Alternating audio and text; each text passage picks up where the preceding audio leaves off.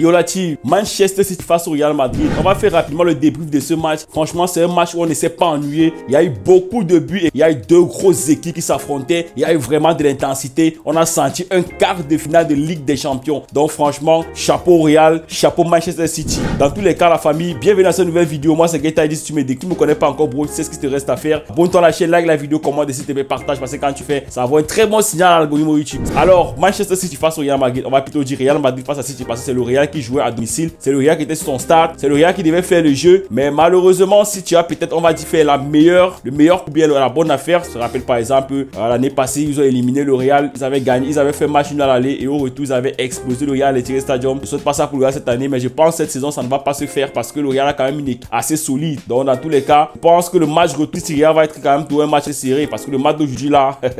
Voilà, on va rapidement parler de la première mi-temps. On a eu une première mi-temps où on avait un Real Madrid qui mettait beaucoup d'intensité, un Real qui dominait même si, moi je me suis même demandé si c'était encore le style de Guardiola qu'on voyait. J'ai pensé au moment donné que le style de Guardiola était devenu le Barça en déclin ou le Barça en chute. City s'est réveillé en deuxième mi-temps, contrairement au Real qui a vraiment dormi en deuxième mi-temps. C'est vrai qu'à la première mi-temps, on a vu City qui a facilement ouvert le score rapidement avec un franc de Bernardo Silva. On va dire quand même il y a un peu de réussite, mais dans l'ensemble, c'était quand même bien pensé de Bernardo Silva. Le gardien, toi-même, tu vois un franc comme ça, tu es en quart de finale Ligue des Champions, tu ne mets pas la barrière, tu t'attends à quoi? Bon, on a eu une bonne réaction juste après. Le Real s'est relevé, le Real a commencé à faire du jeu, le Real a commencé à dominer et Camavinga est venu concrétiser la domination avec une frappe vraiment imparable. Mais ce petit, franchement, il met pas d'où en jouer. Tous les postes qu'on le met, il est bon. On le met en défense, il est bon. On le met latéral, il est bon. On le met milieu de terrain, il est bon. Maintenant, c'est lui qui sort les enroulés pour marquer le but du Real Madrid. Dans tous les cas, Camavinga, pas mal là-bas. Et juste après, le Real a repris le dessus de la rencontre avec un Fabio. Les gars, vraiment, masterclass. On va dire effort personnel, mon petit. Et ce qui me wonder après, c'est que le gars n'a pas fait le jubilé de Cristiano Ronaldo. Dans tous les cas, la famille, c'était un beau but de Hugo. On a eu une première mi-temps beaucoup dominée par le Real. On a vu Alan qui était transparent. On a vu que si tu n'arrivais pas à jouer, j'avais même l'impression que les joueurs avaient peur du stade parce que Bernabeu là et le piquant ça crie là. Tu vois des joueurs comme Rodrigue trembler un peu. On voit Bernardo Silva qui a perdu beaucoup de ballons en première mi-temps. Comme il a marqué le but, mais franchement, la première mi-temps de Bernardo Silva, c'était catastrophe. Heureusement, en deuxième mi-temps, il s'est rattrapé. On a eu un Bernardo Silva beaucoup percutant dans le jeu. Un Bernardo Silva qui offrait beaucoup plus de pité à ses coéquipiers. En deuxième mi-temps, la famille, franchement, je suis un peu déçu de la prestation du Real. Je vais même pas dire un peu, franchement déçu de la prestation du Real. Je rappelle, je suis pas pro-madrilien. Moi, je m'attendais à ce que le Real montre le visage du concurrent comme ils l'ont fait à la première mi-temps. On a vu peut-être dès la 55e minute, 60e minute, on a vu que 6 ballons. Et là, on voyait vraiment le Real. Ça se ressentait qu'il était fatigué. Ça se voyait que Rodrigo était fatigué. Ça se voyait que même le milieu de terrain était fatigué. Et Toni Kroos, ça ne pouvait plus tenir. Et ça se voit. Donc, ça s'est tellement vu au point Phil Foden a concrétisé la chose. Avec une frappe pleine lucarne, les défenseurs sortent lentement, enroulé parfait. Franchement, le but de Foden, c'est la mort. C'est pas pour rien qu'il a été homme du match dans cette rencontre. Il a marqué, je peux dire, l'un des meilleurs buts de cette Ligue des Champions. Franchement, chapeau à Foden. C'était la magie, Mola. Après le but de Foden, je m'attendais à une réaction du Real, notamment à Ange, qui devait peut-être penser à faire des changements parce que le Real se prêt et le Real était plus en forme. On voyait que les joueurs étaient fatigués et je vais quand même revenir un peu la question des joueurs du Real Madrid. C'est pas normal que après avoir fait 10 jours sans jouer, vous soyez autant en dessous en termes de conditions physiques. Ça s'est ressenti, hein. Honnêtement, les changements ont fait beaucoup de bien au Real. Mais avant ces changements, il y a eu le troisième du site qui a été vraiment disait la chose. Ça démontrer à quel point le Real tenait plus, le Real était plus en jambes, le Real n'avait plus les moyens de supporter la pression.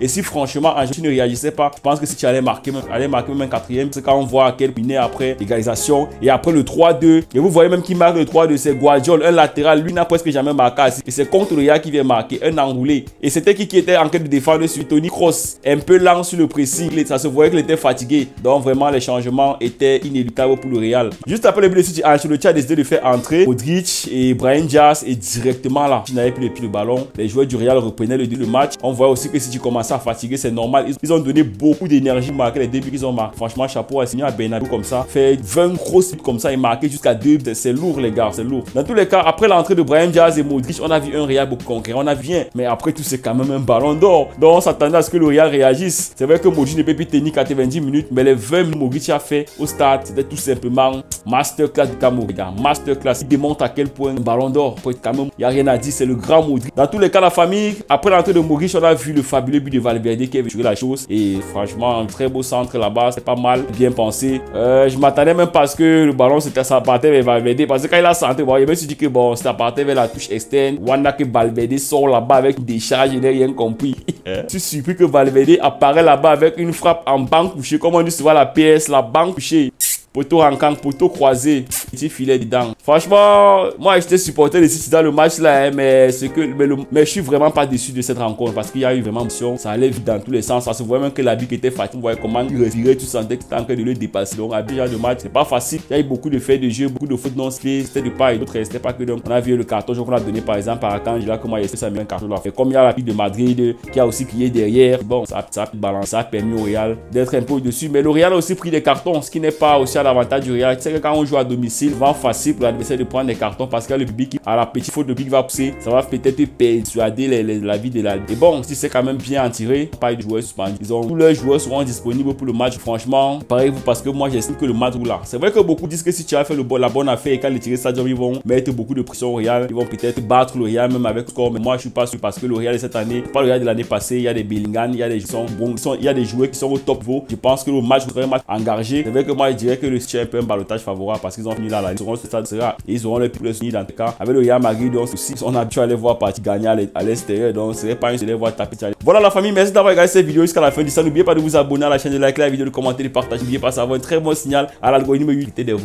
Rendez-vous demain, parce que demain là il y a le match.